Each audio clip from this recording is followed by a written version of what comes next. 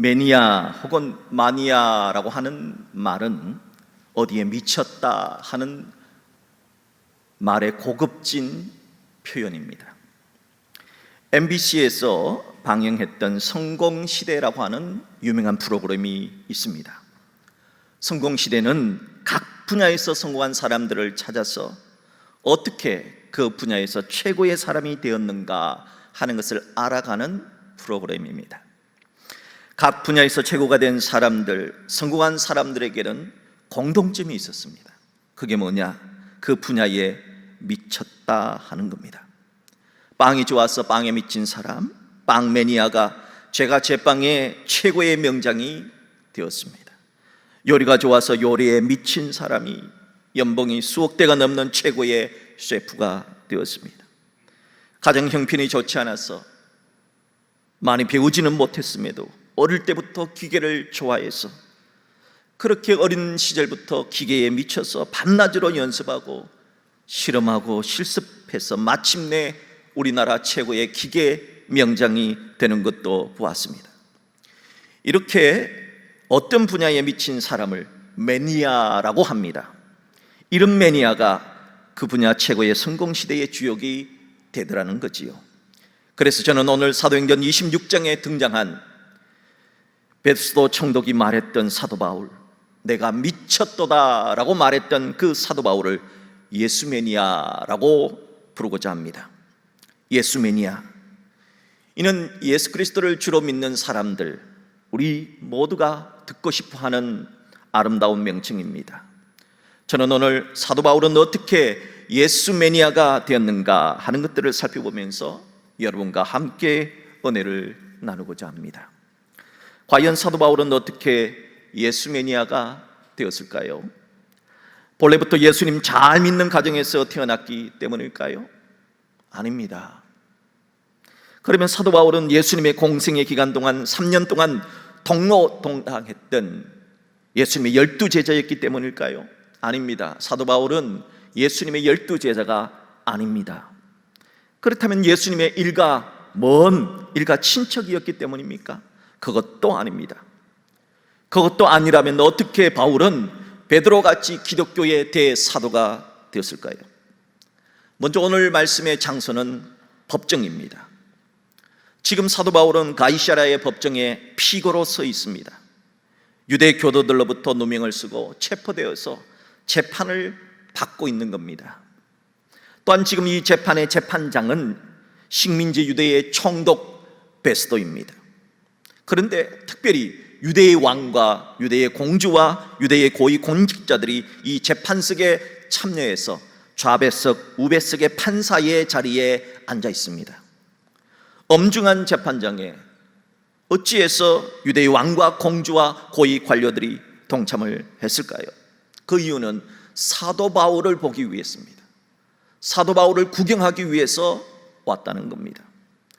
도대체 사도 바울이 누이길래 총독과 왕과 공주, 최고위 공직자들이 재판을 구경하러 재판에 참여했을까요? 빌립보서 3장 5절에서 6절 말씀을 보면 사도 바울은 자신을 이런 사람이라고 소개를 합니다. 나는 8일 만에 할례를 받았다. 사도 바울은 율법에 따라 태어난 지 8일 만에 할례를 받은 모태로부터 유대교 신자다. 이스라엘 족속이요, 베냐민 지파요, 히브리인 중에 히브리인이요, 율법으로는 바리새인이요, 머리부터 발끝까지 철저한 율법주의자로 베냐민 지파 바리새파 사람이다. 열심으로는 교회를 박해하고 율법에 의로는 흠이 없는 자라. 열심을 다해서 예수 믿는 사람들을 박해하고 그들을 체포하고 그들을 핍박하는 것이 하나님을 기쁘게 하는 것으로 착각해서 그렇게 박해자로 살았다는 겁니다.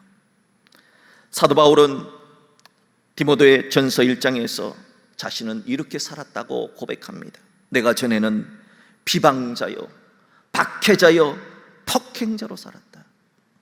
또한 죄인 중에 내가 괴순이라 했습니다.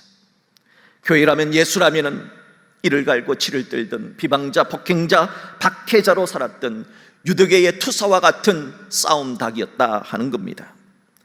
그토록 철저한 유대교 신자가 어떻게 유대교를 버리고 그리고 기독교로 개종해서 기독교의 복음을 전하는 사도가 되었을까요?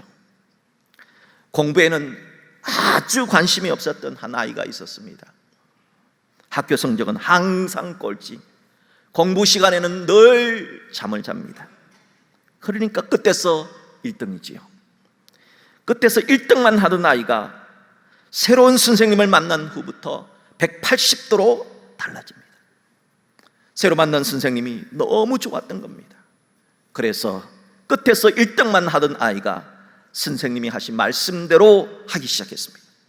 선생님이 내주신 숙제를 꼬박꼬박하고, 선생님이 가르침을 주실 때는 두 눈을 부릅뜨고 두 귀를 쫑긋 세워서 단 한마디의 가르침도 놓치지 않으려 했습니다. 그러자 끝에서 1등 하던 아이가 성적이 점점 향상이 됩니다. 앞에서 10등, 앞에서 8등, 5등, 4등, 3등, 2등, 마침내 끝이 아니라 앞에서 1등이 되었습니다. 도대체 무엇이 끝에서 1등 하던 아이를 앞에서 1등 하는 아이가 되도록 한 것일까요? 선생님 때문입니다. 선생님이 너무 좋아서 말이지요. 사도 바울도 마찬가지입니다. 사도 바울도 그 아이처럼 기독교의 핍박자, 박해자, 핍박자로 기독교에서 볼 때는 끝에서 1등인 사람이었습니다. 그렇게 기독교에서 볼 땐 끝에서 1등 하던 바울이 새로운 인생의 주님이요 선생님이신 예수님을 만나게 된 겁니다. 그러면서 180도로 바뀐 겁니다. 빌립보서 3장을 보면 사도 바울은 예수님을 만난 이후 어떻게 바뀌었는가 이렇게 고백합니다. 무엇이든지 내게 유익하던 것을 내가 그리스도를 위하여 다 해로 여길 뿐더러, 또한 모든 것을 해로 여김은 내 주 그리스도 예수를 아는 지식이 가장 고상하기 때문이라. 내가 그를 위하여, 내가 예수님 위하여 모든 것을 잃어버리고 배설물로 여긴다 했습니다. 인생의 주님, 새로 만든 선생님이신 예수님이 너무 좋아 사도 바울은 자신이 지금까지 가지고 있었던 모든 지식과 모든 기독권을 다 대변 소변처럼 배설물처럼 여겼다는 겁니다. 그리고 예수를 박해하던 핍박자 바울에서 예수님께 완전히 올인한 사람, 완전히 미친 사람, 예수 매니아가 된 것입니다. 사도 바울은 예수님이 너무 좋았습니다. 그래서 그 선생님이 너무 좋으면 나타나는 현상들이 있습니다. 예수님의 말씀을 막 외우려고 합니다. 예수님이 말씀이 어떤 말씀을 하셨는가 배우려고 합니다. 말씀하신 그대로 살려고 합니다. 그랬더니 끝에서 1등이 앞에서 1등이 되어서 주를 믿어 영생 얻는 사람들에게 본이 되는 사람으로 변화가 된 것입니다. 유대 왕과 공주들은, 고관들은 이렇게 180도로 변화된 바울을 볼 때 얼마나 신기합니까? 어떻게 사람이 저렇게 달라질 수가 있을까? 그 재판에 참여한 사람들은 이렇게 유대교의 전사였던 바울이 예수에 미친 예수 매니아가 되었는가, 어떻게 그렇게 변화되었는가 하는 것들을 구경하려고 재판에 참여하게 된 것입니다. 그러나 사도 바울을 보려고 해서 사도 바울에게 도움이 될 거라 생각하면 안 됩니다. 그 재판에 참여한 유대왕과 공주는 헤롯 가문입니다. 예수님이 태어날 때 2살 이하의 어린들을 모두 다 학살해버렸던 그 잔인한 헤롯 가문의 사람들입니다. 또한 고위 공격자 중에는 바울을 너무너무 싫어하는 사람, 심지어 길에 매복하였다가 바울을 죽이고자 했던 암살의 배후 세력도 있었습니다. 이런 자들 앞에서 사도 바울은 자신을 변호합니다. 과연 뭐라고 재판장에서 변호를 했을까요? 본문 29절입니다. 29절을 보세요. 오늘 내 말을 듣는 모든 사람도 다 이렇게 결박된 것 외에, 내가 수갑 찬 것 외에 나와 같이 되기를 하나님께 원하나이다. 일반적으로 억울한 누명을 쓰고 오해를 받아서 체포가 되어서 재판정에 서는 사람들은 똑같은 말을 합니다. 억울합니다. 나는 죄가 없습니다. 나는 무죄입니다. 라고 자신을 변호합니다. 하지만 사도 바울은 나는 무죄입니다. 나는 억울합니다. 나는 죄가 없습니다. 그렇게 항변하지 않습니다. 그럼 뭐라고 했습니까? 여기에 모인 모든 사람들, 재판장님, 총독님, 왕과 공주님, 그리고 모든 유대 나라의 최고위 공직자들 여러분들은 나와 같이 예수 매니아가 되기를 원합니다.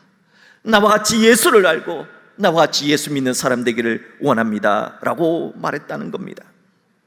당신들도 나처럼 예수 매니아가 되라는 말을 들었던 왕과 총독은 어떤 반응을 보였을까요?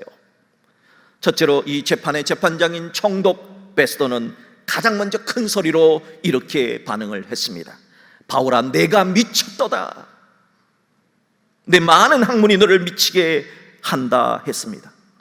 너 대단한 스카기라고 알고 있다. 너 공부 잘하는 사람이라고 알고 있다. 너 똑똑한 사람이라고 알고 있다. 너 가말리엘의 제자지. 그 당시 최고의 스카기였던 가말리엘의 수제자지. 너 공부를 너무 많이 해서 미친 거 아니냐? 라고 답했습니다. 둘째로 총독에 이어 유대왕인 헤롯 아그리파 2세는 이렇게 말했습니다. 내가 적은 말로 나를 권하여 그리스도인 되게 하려 하는도다.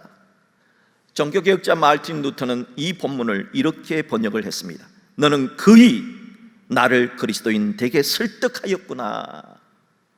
깔뱅은 이렇게 번역했습니다. 너는 그렇게 짧은 시간에 나를 그리스도인으로 만들려고 하는구나. 이게 무슨 뜻입니까? 내가 깜빡 잘못했으면 네가 하는 말 듣고 예수 믿는 사람 될 뻔했다는 겁니다. 셋째로 총독과 유대왕에 이어 그 법정에 있던 모든 고위공직자들은 동일하게 이렇게 말했습니다. 이 사람은 사형이나 결박을 당할 만한 행위가 없다. 이 사람 무죄다. 이 사람이 만일 가이사에게 상소하지만 않았더라면 석방될 수 있을 뻔하였다. 왜 이 사람은 무죄 석방의 기회를 맞을 수 있는데 왜 이 사람은 상소를 했을까 하며 말했다는 겁니다. 저들의 말대로 왜 사도 바울은 이 좋은 무죄 석방의 기회를 기꺼이 놓쳤을까요? 사도 바울은 자신이 무죄 석방되는 것보다 더 유대의 왕이 예수 믿기를, 더 유대의 공주가 예수 알기를, 더 유대의 고위 공직자들이 예수 믿기를 원했기 때문입니다. 도대체 사도 바울로 하여금 무엇이 자신의 무죄 석방보다 더 간절히 예수 믿기를 원하는 예수 매니아가 되게 했을까요? 그 이유는, 그 원인은 사랑 때문입니다. 하나님의 사랑 때문입니다. 사도 바울을 향한 하나님의 사랑이 그의 인생을 순식간에 변화시켜 버린 겁니다. 그렇게 변화된 내용을 살펴보면 이렇습니다. 예수님이 십자가에 매달려 죽으시고 3일 만에 부활하셨습니다. 이것은 어디 한쪽에서 일어난 일이 아니라 모든 사람들이 알고 있는 역사적인 팩트입니다. 그리고 제자들과 예수님을 따르는 자들과 함께 40일을 보내신 다음에 예수님은 그 많은 사람들이 보이는 앞에서 천국으로 승천하셨습니다. 천국에 들어가신 예수님은 몇 날이 못되어 오순절날 기도하는 성도들에게 성령을 보내주셨습니다.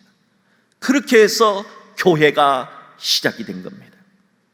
그렇게 초대교회가 시작될 무렵 초대교회는 7명의 안수 집사가 있었습니다. 그 가운데 스데반 집사님이 있었습니다. 예수님은 스데반 집사를 참으로 사랑했습니다. 얼마나 예수님께서 사랑하셨으면 스데반 집사가 죽을 때 하나님 보좌 우편에 앉아 계실 수가 없어서 예수님이 벌떡 일어나셔서 죽어가는 스데반 집사를 보면서 가슴 아파했습니다. 그런 스데반 집사를 죽이는데 앞장선 사람이 누구냐? 바로 바울이라는 사람입니다.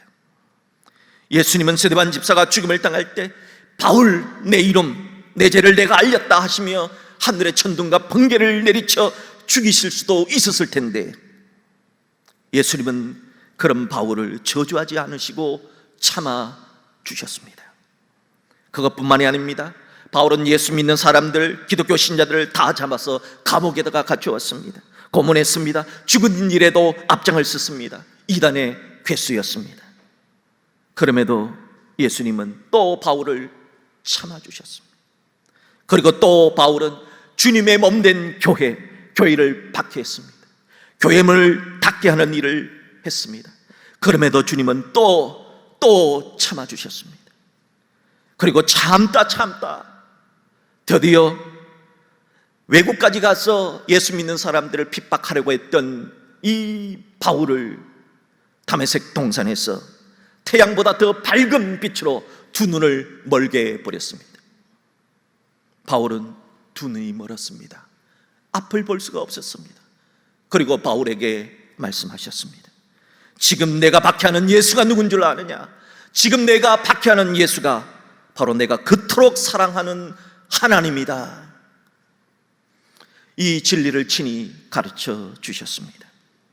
이 사건 이후에 바울은 그토록 참아주시고 또 참아주시고 또 참아주셨던 예수님의 12제자도 아님에도 불구하고, 아니 예수를 핍박하는 이단의 개수였음에도 불구하고 예수님을 저는 사도로 선택해 주신 그 하나님의 위대하신 사랑, 그 사랑 때문에 사도 바울은 모든 것을 예수님께 올인하는 예수 매니아가 된 것입니다. 러시아 문학을 대표하는 톨스토이라고 하는 작가가 있습니다. 이 톨스토이의 작품 가운데 사람은 무엇으로 사는가라고 하는 아주 유명한 소설이 있습니다. 이 작품에는 하나님이 주신 사명을 완성하지 못한 한 천사가 두 날개를 잃어버립니다. 그리고 사람이 되어서 살아가면서 하나님이 주신 숙제를 하게 됩니다. 그 숙제를 풀면 다시 천국으로 복귀하게 되는 얘기입니다. 하나님이 주신 숙제가 뭐냐? 사람이 무엇으로 살아가는지를 깨달아 알라는 겁니다. 여러분, 사람은 과연 무엇으로 살아갈까요? 천사가 두 날개를 잃고 사람이 되어보니까 아주 추운 러시아 벌판에 있는 겁니다. 정말 얼어서 죽습니다. 아마 얼어서 죽었을 거예요.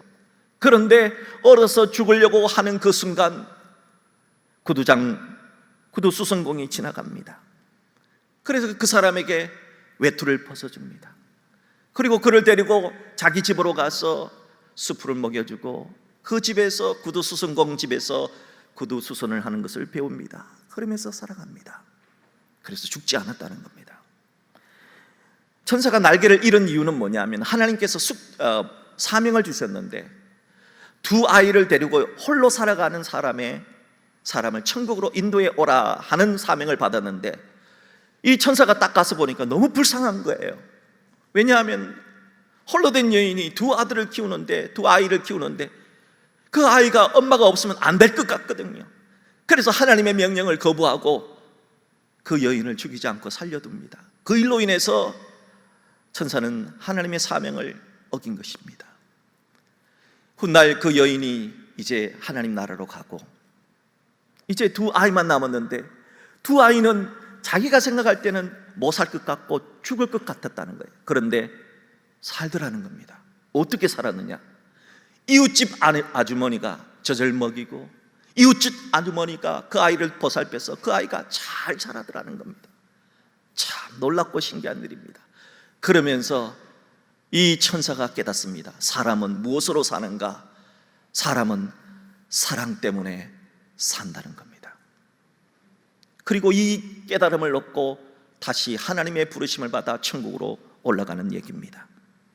여러분, 사람은 무엇으로 삽니까? 사랑으로 사는 겁니다. 물고기 가운데 가시고기라고 하는 물고기가 있습니다. 물고기 중에 유일하게 새처럼 둥지를 만들어서 알을 낳는 물고기가 가시고기랍니다.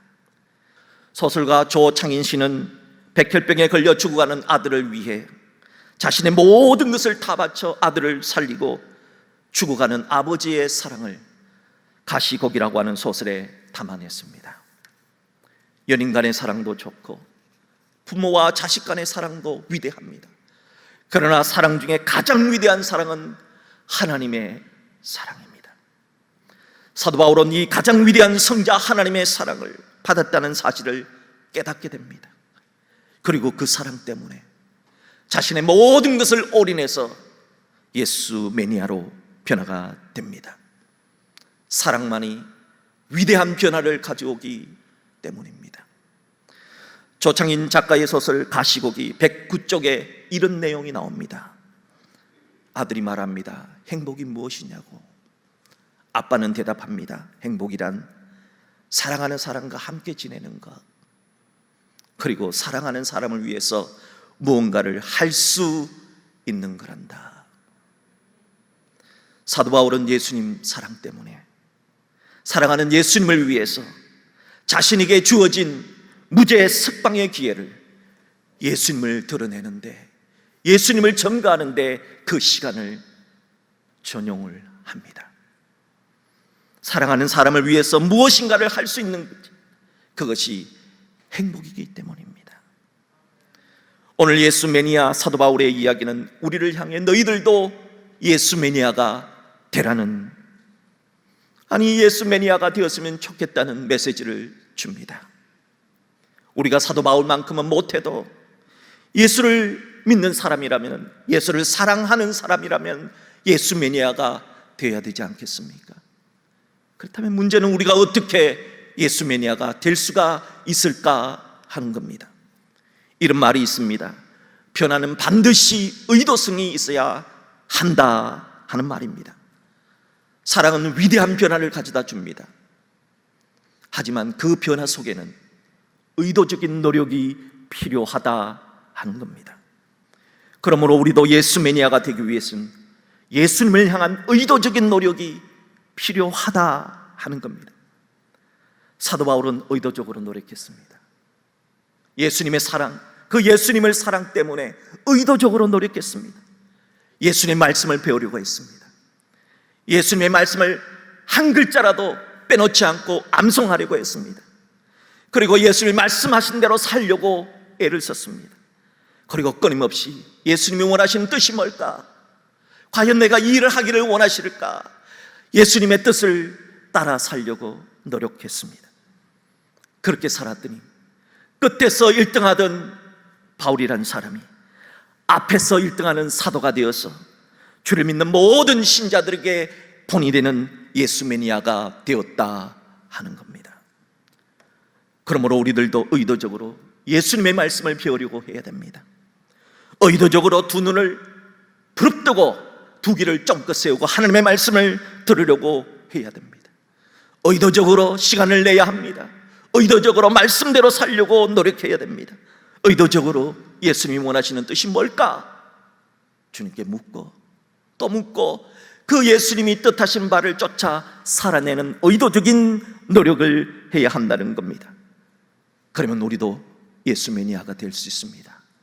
여러분들도 예수 매니아가 될 수 있습니다. 우리 모두 예수 매니아가 될 수 있을 줄 믿습니다.